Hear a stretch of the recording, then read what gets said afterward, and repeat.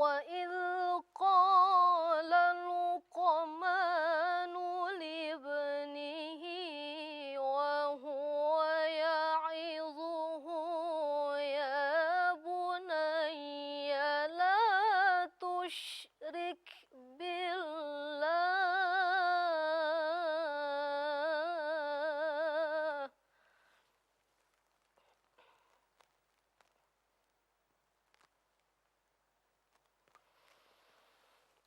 إن الشرك لظلم عظيم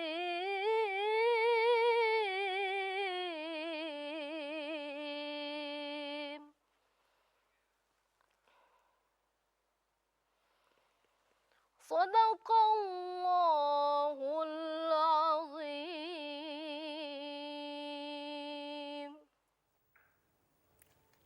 Assalamualaikum warahmatullahi wabarakatuh, pemirsa Antv dimanapun Anda berada. Bahagia sekali rasanya saya Mona Ratuliu pada pagi hari ini. Alhamdulillah bisa kembali bersama Anda dalam Curhat bareng Ustadz. Pemirsa, sebelum kita buka curhat kita hari ini, ada baiknya kita membahas dulu nih masalah tadi lantunan ayat suci Al-Quran tadi yang merdu sekali kedengarannya ya. Pasti syarat makna di dalamnya seperti hari-hari sebelumnya. Saya ingin tanyakan kepada Ustadz yang sudah hadir hari ini mengenai apa sih isi dari dan makna dari lantunan ayat suci Al-Quran. Assalamualaikum Ustadz Taufikur Rahman. Waalaikumsalam warahmatullahi wabarakatuh, Mbak Seperti Mona. biasa saya penasaran nih Ustadz, tadi isinya mengenai apa Ustadz? Tadi sebenarnya saya udah bicarakan sedikit ya pemirsa mengenai katanya jangan mempersekutukan Allah gitu ya Ustadz. Iya, karena oleh Qari'ah yang tadi baru saja dibacakan, ada di situ firman Allah yang diawali dengan larangan. La tusyrik billah.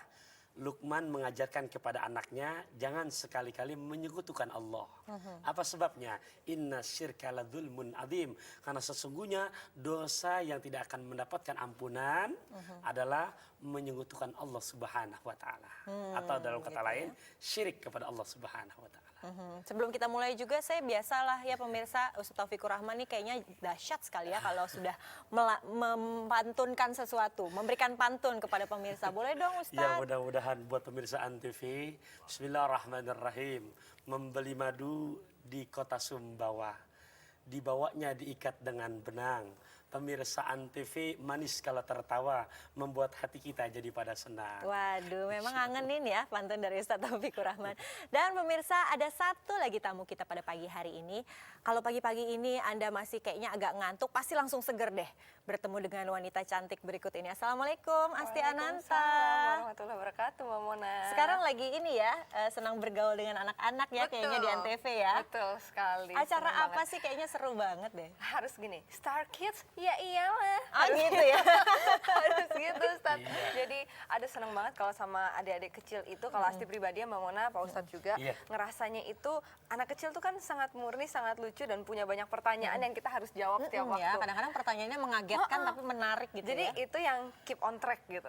Jaga kita tetap di situ, di jalan yang insya Allah benar. Memang gitu. suka Jadi anak-anak senang juga banget. sih ya. Suka banget. Gitu. Oke, kalau gitu nanti sharing bareng kita ya. Iya. Mudah-mudahan ada penggemarnya Asti juga nih udah bangun pagi mau sekolah nonton Asti hari ini ya. Iya, Oke, kalau gitu pemirsa sebelum kita juga bertanya-tanya lebih lanjut kepada Asti, nanti kita korek-korek deh mengenai pengalamannya Asti. Nih ada juga yang mau sharing pengalaman, ingin tanya-tanya juga kepada Ustadz. Silahkan. Masih pagi nih Pak Ustadz. Assalamualaikum. Pak Ustadz, tar dulu. Harus lebih komplit ya Pak Ustadz ya. Assalamualaikum warahmatullahi wabarakatuh. Pak Ustadz, saya punya pertanyaan nih. Kan kalau misalnya kita ini maksudnya ya pekerja inilah ya, entertain. Kalau misalnya pengen sholat tuh mempunyai satu kendala. Adalah kalau pengen sholat, ngambil wudhu segala macam, otomatis kan make up trondol tuh ya Pak Ustadz. Nah pertanyaannya gimana nih, kalau misalnya kita lagi kerja gitu, boleh dijamak terus nggak sih? Dan seberapa boleh sih, yang mana yang boleh, yang mana yang enggak?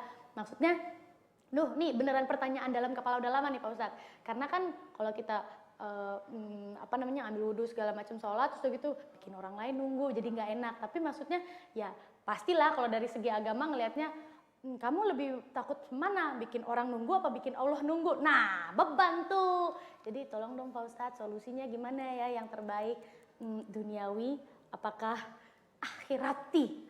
Terima kasih Pak Ustadz. Assalamualaikum warahmatullahi wabarakatuh. Waalaikumsalam warahmatullahi wabarakatuh. Aduh, kalau Nirina Zubir tuh pasti gitu ya, loncat-loncat gitu Ustadz. Tapi itu juga pertanyaan menarik, saya juga penasaran gimana Ustadz? Ya, jadi dalam hukum agama Islam, memang ini pertanyaannya adalah bahasan fikih. Ketika kita berbicara fikih, maka siap-siap juga di situ adalah lapangan ikhtilafnya para ulama. Lapangan tempat perbedaan pendapatnya para ulama. Nah, makanya bicara salat jamaah ada aturan mainnya. Jadi nggak semua salat 5 waktu harus dijamaah bisa demikian. Ada pasangan-pasangannya, ya. Nah, makanya mudah-mudahan akan lebih menarik lagi seandainya pembahasannya, ya kita tunggu setelah yang lewat ini, Mbak. Boleh, pemirsa jangan kemana-mana, kami akan membahas setelah yang berikut ini.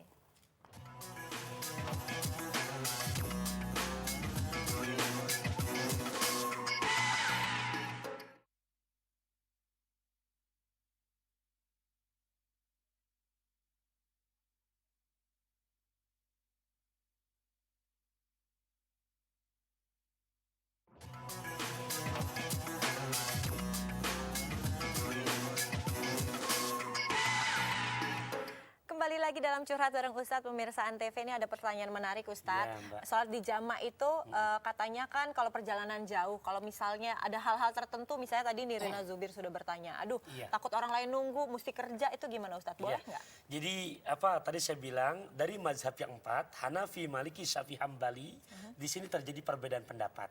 Kalau memang merujuk kepada mazhab Syafi'i, terjadi jamak kalau sudah memenuhi 2 syarat. Yang pertama, bahasa fikihnya perjalanan sudah menempuh marhalatain. Jarak kurang lebih 80 km ke atas. 80 km. Ya. Dan yang kedua syaratnya, perjalanan itu bukan untuk tujuan maksiat. Untuk tujuan yang baik-baik. Itu mazhab Syafi'i. Baru ada dispensasi boleh melaksanakan sholat jamak. Tapi ketika kita pindah mazhab, merujuk kepada mazhab Hanafi, melihat bukan pada perjalanannya, tapi kepentingannya. Nah di sini ya silahkan, semuanya benar, nggak ada yang salah. Yang benar ya nggak dua-duanya. Dalam arti kata nggak sholat dan Itu yang paling nggak benar ya, itu nggak boleh. Nah tadi saya bilang ada aturan mainnya, nggak boleh 5 waktu sekaligus dirafel. Gitu. Nah pasangan sudah diatur oleh Rasulullah, maghrib dengan isya, asar dengan zuhur. Subuh sendirian. Subuh sendirian. Ya, jadi atau dibalik. Misalkan zuhur dengan asar, dikerjakan asar di waktu zuhur. Namanya jamak takdim. Up to you, silakan. Gitu kan? Maghrib dengan isya. Isya kita tarik di maghrib. Pun juga demikian, jamak takdim. Oh, masih kebanyakan rokaatnya. Agama masih memberikan kemudahan. Boleh diringkas. Yang 4 disingkas jadi 2, yang 4 jadi 2. Jadi asar dengan zuhur cukup menjadi melaksanakan 4 rakaat dengan 2 kali salam. 2 rakaat salam, laksanakan lagi 2 rakaat salam. Nah, alhamdulillah. Nah, ya, kita kan hampir sama ya pengalamannya sama Nirina tadi. Berarti benar selama Pasti ini juga benar. sempat ya? Iya. Sempat kayak gitu Pasti ya? gitu, apalagi kalau misalnya untuk yang memang dalam waktu yang lama kan kita ditungguin orang ya Mama Naya. Jadi pasti duhur 2, asar 2, Iya. ya itu jamak takdim. Betul. Nanyanya sama orang tua dulu sih, dulu boleh nggak? Alhamdulillah orang tua bilang iya boleh nggak apa-apa. Tapi ya itu tujuannya baik, yang kita kerjakan hal yang baik gitu. betul. Jangan yang aneh-aneh sholatnya jamaah. Ya makanya perlunya mengaji kan begitu. Paling pergi belanja ke pasar Keranji. Jangan lupa membeli bubur. Kalau kita pandai mengkaji, insya Allah selamat di dalam kubur. Insya Allah. Amin. Nah Ustadz, kalau misalnya Ya. sholat di jamaah itu boleh dilakukan secara berjamaah seperti sholat Oh biasanya jelas. itu? Ya jadi secara fikih diatur. Apalagi memang kalau misalkan jamak, ini harus sama antara imam dengan makmum. Sama-sama dalam melaksanakan jamak. Jangan nggak nyambung. Misalnya gimana nggak nyambung? Imamnya sholat sendirian, dalam arti kata sholat yang normal, makmumnya sholat berjamak. Nah, jadi harus sama-sama antara imam dengan makmum sama melaksanakan sholat jamak dua-duanya. Kalau misalnya lagi Ya. ada sholat asar, kita ikutan, terus habis itu kita sambung lagi nanti sholat zuhur, itu juga Nggak nggak boleh? apa-apa. Nah itu yang Itu apa? boleh. Mungkin dikatakan memang jamaknya jamak takhir. Jadi asar dulu, selesai asar kita belum sholat zuhur, baru kita laksanakan sholat zuhur. Tapi imamnya nggak melakukan jamak itu, kita juga boleh Nah, melanjutkan. seandainya memang kita kalau merujuk kepada mazhab Syafi'i tidak boleh. Tapi tadi saya bilang, ketika merujuk kepada mazhab yang lain, itu melihat kepada fadilah berjamaahnya. Kenapa? Karena sholatul jamaah afdalu min sholatil fadji. Sholat berjamaah lebih afdal daripada sholat sendirian dengan selisih 27 kali lipat ganjarannya itu. ketimbang kita sholat sendirian. Jadi diperbolehkan demikian.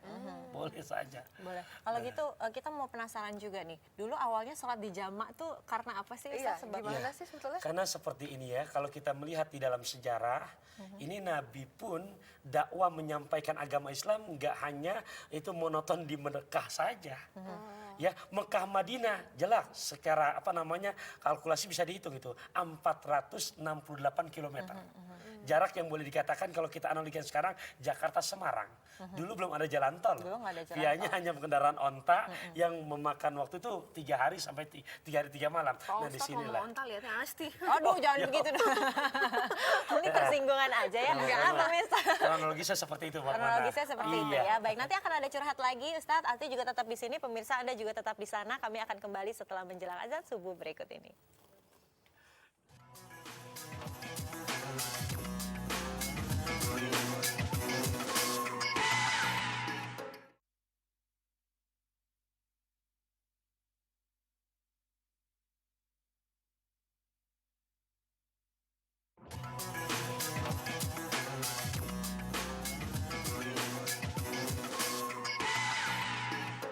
Pemirsa, kami mengucapkan selamat menunaikan ibadah sholat subuh bagi Anda yang berada di Jakarta dan juga sekitarnya. Kita lanjutkan curhat kita hari ini. Ada yang mau curhat lagi nih Asti? Langsung. Kita dengerin bareng-bareng ya. Silahkan. Assalamualaikum warahmatullahi wabarakatuh. Nama saya Imel, umur 29. Yang saya mau tanyakan, apakah ada menurut Islam hari baik dan hari buruk? Ya, itu aja. Assalamualaikum warahmatullahi wabarakatuh. Waalaikumsalam warahmatullahi juga. wabarakatuh. Jadi Kenapa? kalau misalnya kadang-kadang Ada pengalaman apa? Enggak, kadang-kadang kalau misalnya ketemu orang baru atau orang yang katanya bisa baca ini itu gitu ya. Pasti kalau Penasaran gitu. tanda tangan kontrak jangan hari ini siang, jangan hari itu, Rabu, jangan jam apa? segini gitu. Oh gitu ya? Asti tuh pernah ketemu orang dan dikasih tau kayak gitu. Terus ntar kalau misalnya saya tunda-tunda nggak jadi kontrak dong gitu. Gimana tuh Pak Ustadz? Gimana Ustadz dalam Islam? Nanti berarti jawabannya saya kolaborasi. Iya. Pak Pradi, ya. Boleh. Ada dalam agama Islam ada hari baik atau hari buruk kan begitu pertanyaannya. Jadi begini ya, di dalam agama yang merujuk kepada hadis Nabi itu semua hari secara global baik. Tapi memang ya kalau melihat kepada juga hadis-hadis Rasulullah, makanya Rasul gemar melaksanakan ibadah puasa sunnah 2 itu. Senin dan Kamis. Gitu ya. Nah, Senin karena Rasulullah itu kronologi sejarahnya kenapa? Karena menghormati hari kelahirannya. Nah, Kamis itu perpindahan hari dalam agama bukan nunggu jam 12 time. Tapi masuk asar, selesai asar, masuk maghrib sudah berganti hari itu. Namanya ketika Kamis, ba'da asar, masuk maghribnya sudah hari Jumat.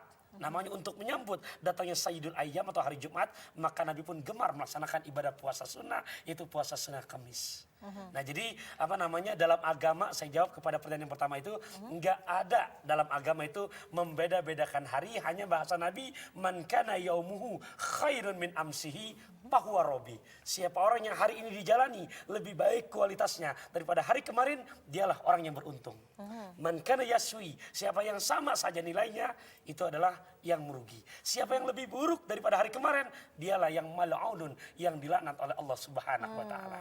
Jadi ya dengan ada yang demikian mau menerima kontrak harus ada hitung-hitungan begitu. Itu kalau misalkan kita percaya demikian, maaf Mbak Asti harus saya katakan, itu melanggar kepada firman Allah surat An-Nisa 48, masuk kategori jadi nanti musyrik. Kenapa? Kalau saya sih nggak percaya. Ya, enggak, Buat makanya saya semua hari baik gitu ya. Ya nggak sih Mbak? Iya. Soalnya kalau kita udah nganggap satu hari sial, ntar seharian sial. Ya nggak sih Pak Betul Ustadz? sekali. Pernah nggak Jangan. tapi ngomong-ngomong misalnya seharian tuh kayaknya sial banget sih, kesandung nanti apa gitu, Iya. terus kejadian apa gitu. Kayaknya Pernah pagi kenapa, siang kenapa. Terus Asti cuman gini, saya bikin salah apa ya kemarin? Nah, itu dia. Itu ada nggak Ustaz dalam Islam? Cuma Satu nggak harian nganggap yang kayaknya sial buruk, gitu. sial Soalnya terus takutnya gitu. kalau misalnya Asti nganggap hari itu sial, besok sampai seminggu ke depan, bulan depan sial mulu. Jadi sial Aku terus takut. gitu ya, Di gimana dalam Ustaz? Islam gimana tadi? Ya apakah ada gitu? Seharian kayak ada hari sial gitu buat kita pribadi atau mungkin seharian Apa berubah emang terus. kitanya nggak hati-hati? Gini Mbak ya. Yang disebut sial dalam agama itu bukanlah orang yang nggak mendapatkan secara pertama tolong renungkan. Badan kita sehat itu keberuntungan. Nah, orang yang sial dalam agama itu yang ketika mengisi harinya dia terlupa walaupun sesaat kepada Allah Subhanahu wa taala. Justru intinya di situ. Iya, Jadi kalau dong. kesandung Yang Jangan salah nyalain itu. harinya dong. Pasti jadi kita kalau salah kesandung selama dong, ini. kita yang kurang hati-hati gitu. Tapi kalau kesandung, astagfirullahaladzim ya Allah. Wah, Iya, ketika ingat Allah itu udah termasuk berzikir kepada Allah. Ini bukan jadi sial, justru jadi nilai ibadah. oh gitu. Ya. Oh jadi itu kayak diingetin biar kita makin inget terus gitu ya. Jelas. Oh gitu. Jadi gini deh, saya mau tanya juga sama Ustadz, gimana ya Asti ya kalau seharian tuh jadinya bisa beruntung, Oh iya, terus benar, lancar, benar, terus benar, harinya ada nggak Islam misalnya harus melakukan apa nih Ustadz? Ya, makanya dianjurkan di dalam agama, ini kan bicara senang nggak senangnya hati ya. Makanya kata Sayyidina Ali, semyal qalb litaqalbihi. Dinamakan hati karena banyak bolak-baliknya. Bisa jadi pagi ini kita senang. Nanti jam 8 siangnya tuh pagi. Toh, itulah hati. Nah, makanya karena ditanya apakah ada doanya. Nabi mengajarkan setiap kita berdiri untuk melaksanakan sholat, sebelum takbir, cobalah kita baca doa Nabi nih. Ya muqallibal qulub, sabbit qalbi ala dinika wa ala ta'atika. Yang artinya kalau kita tidak paham bahasa Arabnya, ya Allah yang tukang membolak-balikan hati manusia. Tetapkan hatiku selalu berada pada menjalankan perintah agamamu dan patuh kepada perintah juga Rasulmu ya Allah. Nah itulah orang yang tidak mendapatkan kesialan. Ketika kita sesaat saja lupa dengan Allah, lupa menjalankan perintah Allah, itulah orang yang disebutkan kategori tadi sial dalam misi hari-harinya itu. Jadi begitu doanya Mbak ya. Mudah-mudahan Mbak Muna yang bertanya juga ilmunya bisa diterima oleh pemirsa. Boleh nih Ustadz, nanti insya Allah dijalankan Insya ya Ustadz ya. Allah, Oke, mudah-mudahan. kalau misalnya hari buruk di Islam kan nggak ada Esti Iya. ya. Kita mau tanya, hari baik di Islam ada Iya, nggak? benar, Misalnya, benar. mengapa dipilih hari Jumat untuk melakukan sholat Jumat gitu Iya. Ustadz? Terus katanya Kali-kali aja itu hari buruk kalau tuh. yang meninggal Jumat Baik, Kalau yang bagus. meninggal hari apa, orangnya nggak bagus, enak aja. Emang kita bisa Jadi milih deg-degan tanggalnya. ya. Iya. Ini apa harus saya katakan secara objektif karena ini merujuk kepada hadis Rasulullah. Ya, ada hari yang apa namanya? Ada waktu-waktu yang mustajabah. Kenapa Jumat? Karena Jumat itu diawalkan bahasa Nabi Sayyidul Ayyam. Penghulu dari hari. Jadi perdananya hari itu Jum'ah. Itu kan namanya dikatakan demikian, dan juga Nabi telah menyatakan kepada apa lewat hadis itu ada di antaranya waktu-waktu mustajabah, di antaranya malamnya malam Jumat, malam nisfu Sya'ban, malam Lailatul Qadar, malam Idul Fitri dan malam Idul Adha. Tapi kalau misalnya sampai ada yang meninggal di luar hari itu bukan berarti orang nggak baik kan? Yang disebut orang yang baik itu ketika dia meninggal dunia ingat kepada Allah, dialah yang termasuk husnul khotimah. Jadi Iya bukan kan? masalah Bukan harinya ya, Ustadz masalah ya. harinya. Kita kayaknya mesti lebih bersyukur lagi kepada Allah ya Betul, Asti ya. betul. Nah nggak kerasa nih udah selesai loh kita ngobrol-ngobrolnya. Nanti kalau misalnya mau tanya-tanya lagi Mau bisa. dong, datang lagi dong. Datang lagi dong, boleh dong. Oh, tapi ada satu. Bersyukur aku juga pakai pantun Apa tuh? Kolam renang milik keluarga Cendana. Aku senang ketemu Pak Ustadz dan Mbak Mona. Aduh, senang juga nih. Ada lagi nih satu pertanyaan Apa, lagi apa? yang harus Apa tuh? disampaikan kepada Ustadz. Nih boleh nih Ustadz nih, ini ada SMS yang biasanya dikirimkan ke 9123. Anda juga boleh mengirimkan ke 9123 dengan format Antv, spasi curhat, spasi isi pertanyaan. Ini ada SMS yang masuk. Rumah saya dekat masjid, tapi saya sholat di rumah padahal yang wajib kan di masjid. Gimana tuh hukumnya? Ya. Ustadz? Dalam bahasa Nabi dalam sebuah kitab saya baca dalam kitab Riyadhus Shalihin, itu seandainya sholat di rumah dan terdengar suara muadzin menyampaikan iqomah tanpa pengeras masih kedengaran dan dia di rumah nggak ada uzur, itu yang sia-sia. Karena sahabat boleh dikatakan itu yang seandainya di rumah nggak ada uzur, nggak ada kegiatan yang sifatnya manfaat, cuma leha-leha. Ini tetangga masjid. Muadzin menyampaikan qad qamatis shalah dan tanpa pengeras pun masih kedengeran. Nah ini yang sia-sia itu. Sholat di rumah sendirian gitu tetap lebih baik sholat Lebih di masjid. afdol ya, Ustadz? sendiri berjamaahnya itu. Gitu. Karena itu fadilahnya 27 kali lipat itu. Baik. Dan pemirsa itu tadi pertanyaan terakhir dari Anda. Asi terima kasih sekali lagi sudah hadir. Ustadz terima kasih Sama-sama, juga. Mbak Mona. Pemirsa Anda juga terima kasih atas kebersamaan Anda dengan kami. Jangan kemana-mana dulu, masih ada renungan yang ingin disampaikan Ustadz untuk Anda. Silakan Ya, Ustadz. karena berbicara sholat antara berjamaah dengan di rumah sendirian, ini pernah dialami oleh sahabat yang bernama sahabat Umi Ibnu Maktum. Dalam kondisi dia buta, dia bertanya kepada Rasulullah, ya Rasul, saya kalau subuh nggak ada yang mendampingi saya untuk ke masjid. Akhirnya Nabi memberikan dispensasi, kamu boleh sholat di rumah. Begitu berangkat sahabat ini, Nabi nanya lagi manggil, ya Ibnu Maktum, sini, kamu dengarkah atas mau nida, kamu mendengar ajan atau tidak? Kata beliau, aku dengar ya Rasulullah tanpa pengeras. Maka kata Rasulullah, fa'ajib, kamu tetap wajib datang ke masjid, walaupun kamu harus memberikan menuntun itu tambang dari rumah kamu ke masjid untuk menjadi alat penuntun kamu. Inilah pentingnya sholat berjamaah. Namanya buat pemirsa Antv, mudah-mudahan kita termasuk orang-orang yang menjaga sholat berjamaah ketika kita ada kesempatan. Ya, bahasa hati saya buat yang ada di sini pemirsa, mudah-mudahan ke Sukabumi ya ketemu Mbak Asti. Mudah-mudahan pembahasan kami bisa dimengerti. Amin. Terima kasih Ustadz atas kehadirannya. Silakan diminum Asti. Ustadz silakan.